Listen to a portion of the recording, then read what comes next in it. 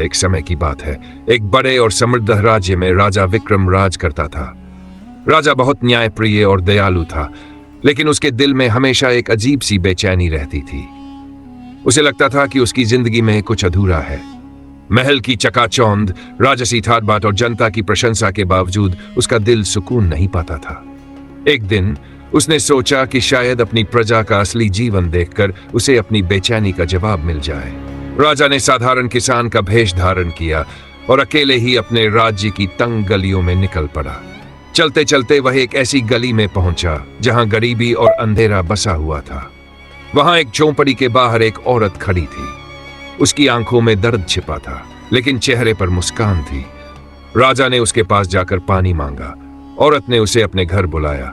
उसका नाम चांदनी था। वो एक वेश्या थी, लेकिन उसकी बातों और व्यवहार में गहराई थी।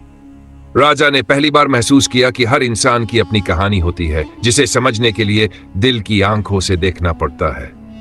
चांदनी ने अपनी जिंदगी की सच्चाई बताई।